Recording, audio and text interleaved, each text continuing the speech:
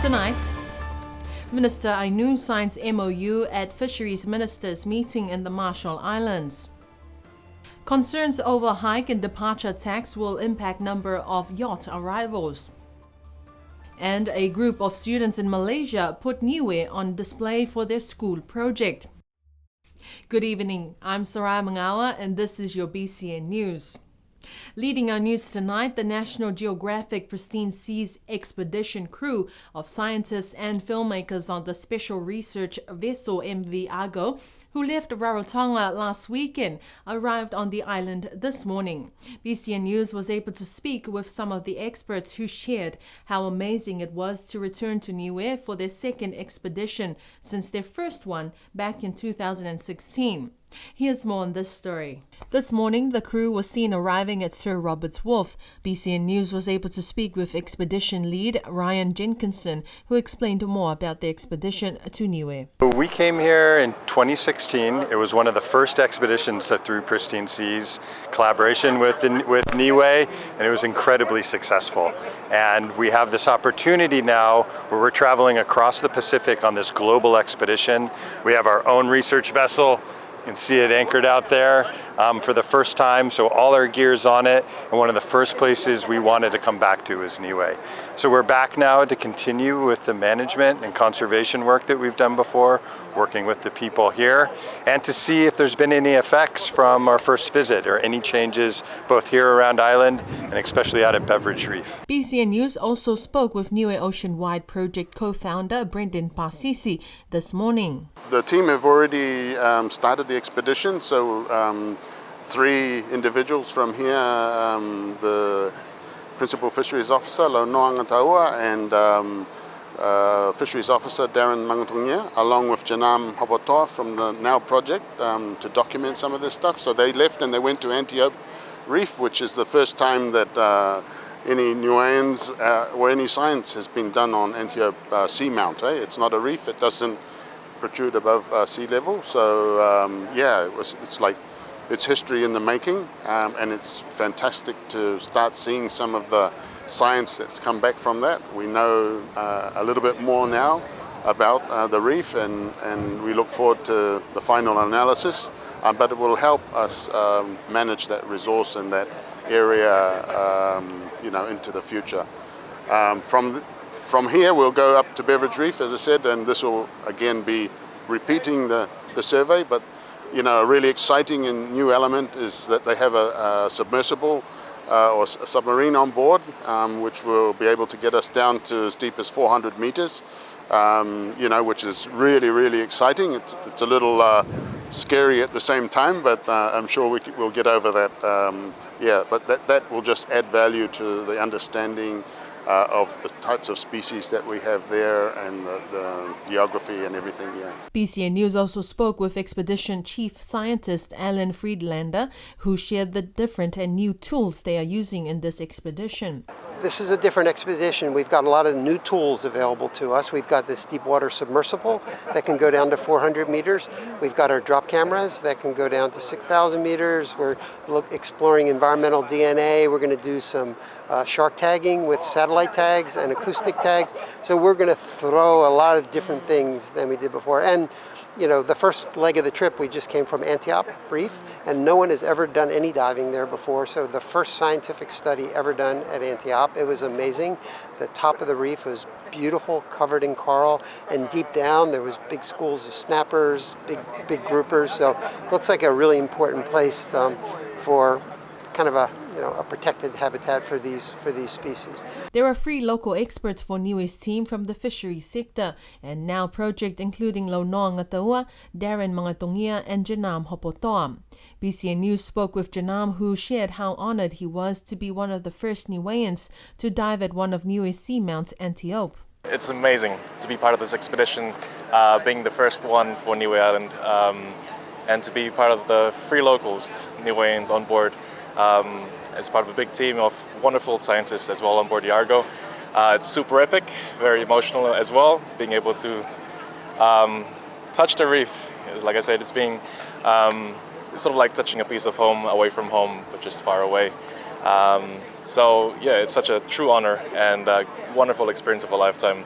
So this is just the start of the journey, and looking forward to the rest of the journey. And it also goes to show that we have something very special that we look after in our waters here for future generations to come. So it's very valuable and very important. The crew met with the Premier this morning at Whalefono 2 and have departed the island this afternoon, heading to Beveridge Reef. 2 weeks ago, 4 local experts travelled to New Zealand as the Niue Emergency Response Team to assist and support the Hawke's Bay communities in their recovery period post-Cyclone Gabrielle. And just last week, they have returned back home. BCN News spoke with team lead Robin Heko yesterday, who shared how grateful the Pacific communities in the Hawke's Bay region were for their help and support in their recovery period. Niue's emergency response team included team lead and India Mode director Robin Heko, Alana Fiafia Rex of Omatafua, and Marie Aholima of PMCU, and Hetutu Tama Hetutu of the Village Council of Avasele. The team returned back to the island on Monday this week. BCN News spoke with team lead Robin Heko yesterday morning. We went down to assist more for the Pacific people, doing their proposals and preparations for them. We didn't really know much until we went down there, and we were attached with 2 offices, which is the Civil Defense Office and also the Pacific Health Services under Te Whatuora Health Services. And we are mainly based with those 2, but we spend a lot more time with the Pacific Health Services because they were the ones that are in charge, and they're the ones that normally look out for the Pacific people in that region. When we went down and assisting all the Pacific Islanders, but made it a lot more difficult because of the regional employment scheme. These are the fruit pickers that came into New Zealand from the other islands. So there was 850 of them in that area. So they're from the Solomons, Tonga, Vanuatu, and Samoa. So these were the most vulnerable people of Pacific people there because there's nobody looking after them, because even their employers, the owners, they were highly affected as well by the cyclone.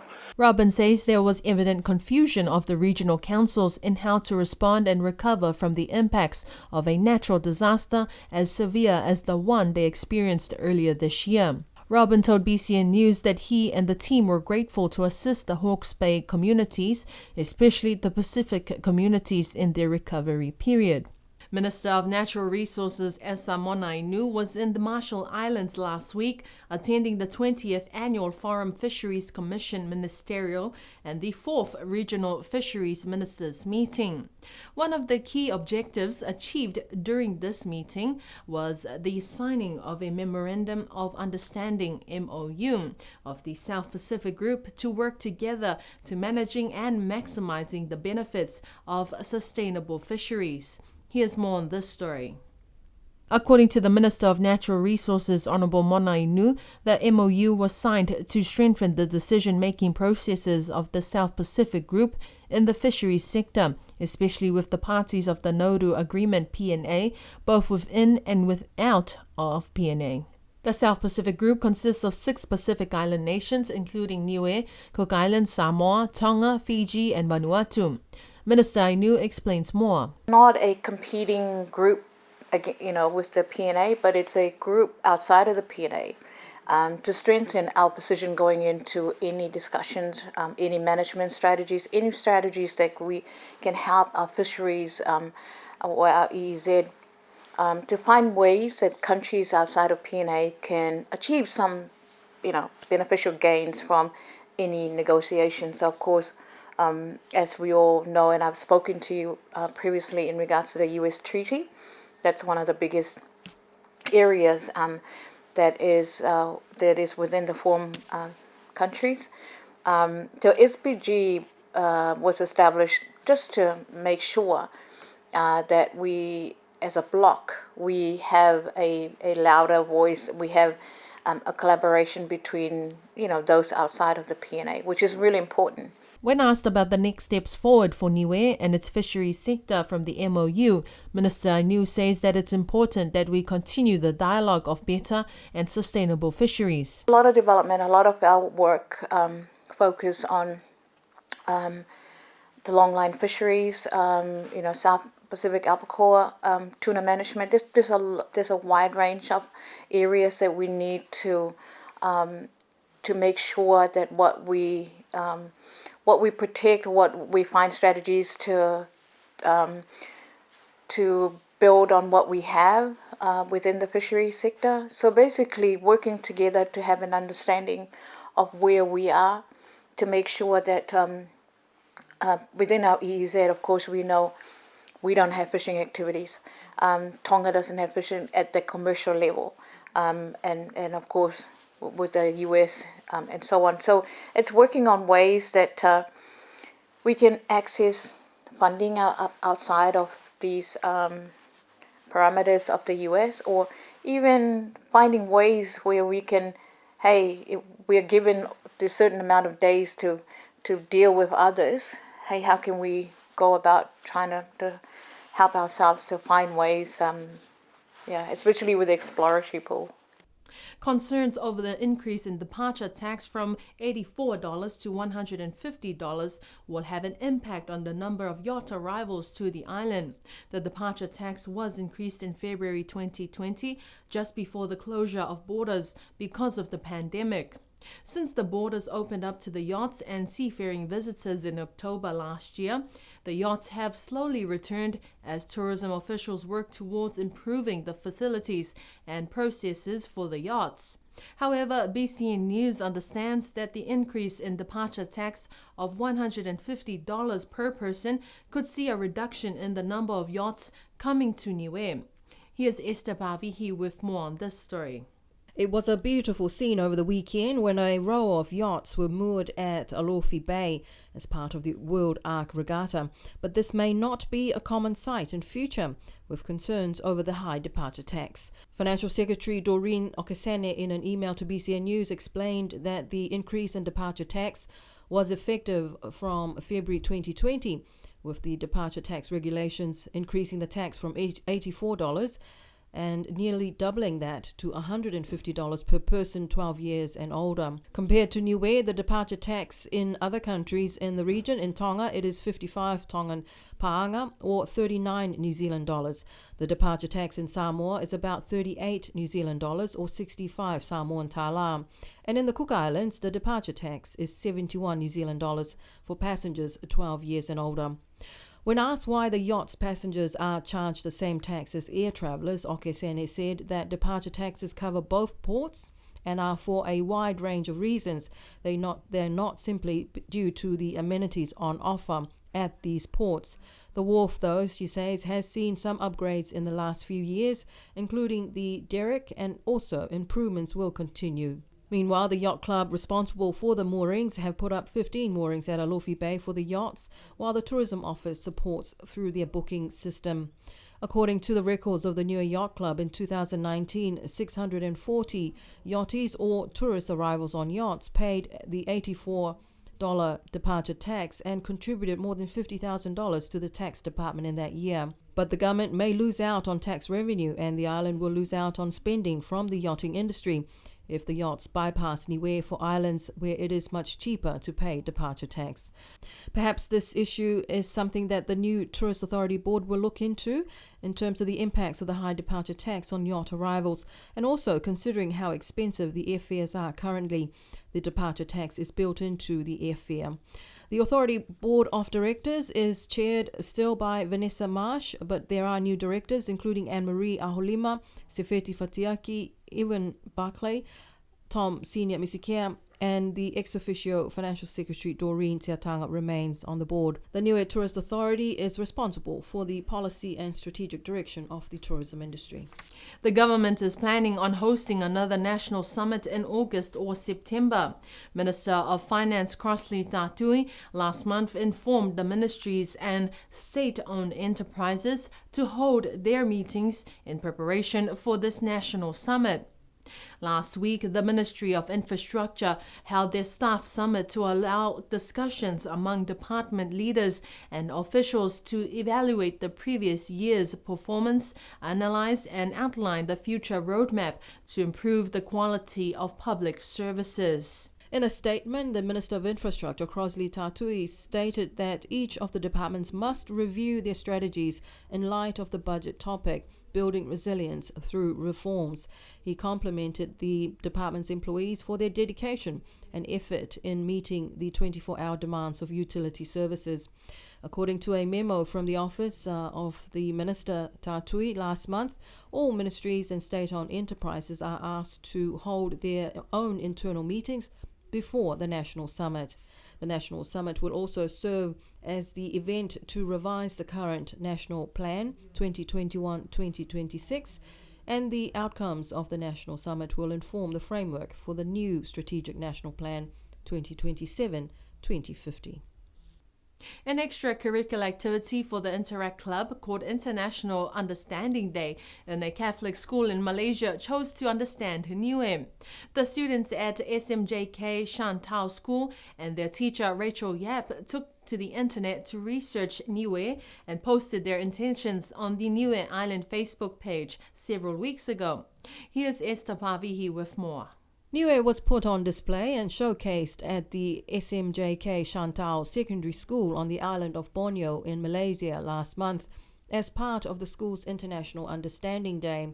BCN News reached out to the students and their teacher, Miss Rachel Yap, to find out what they learned about Niue.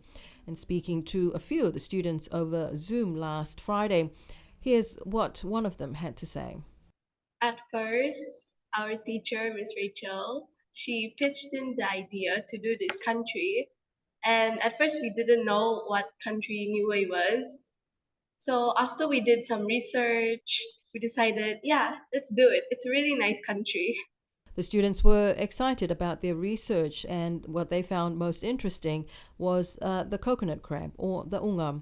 Part of their presentation included a performance of this number by New Beat, Welcome to Niue.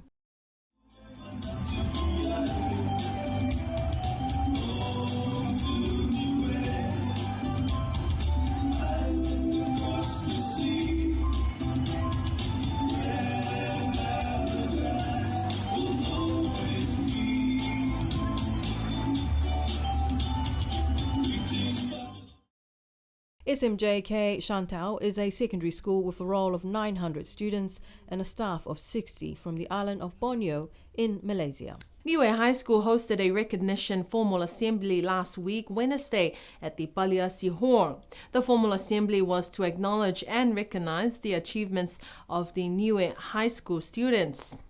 According to Principal Charles Ioane of Niue High School, it is important that we acknowledge these and thank our students and staff for the efforts in fostering attitudes and behaviors of exemplary achievement. Achievement is recognized for academic and other notable areas in the school. The junior Vangahau Niue speeches were also acknowledged last Wednesday, encompassing other areas like sports and culture, says Principal Ioane. Over the last 3 years, we have made it an important event on the school calendar. In January 2020, Tropical Cyclone Tino, located southwest of Niue, closer to Tonga, caused quite a lot of damage to the south and west coast of the island, including a small washaway cafe at Avasele Beach. Last Sunday, Washaway was reopened, a popular hangout on Sundays for the visitors to the island. The reopening of the Washaway Cafe is welcomed as most of the eateries in Alofi are closed on Sundays.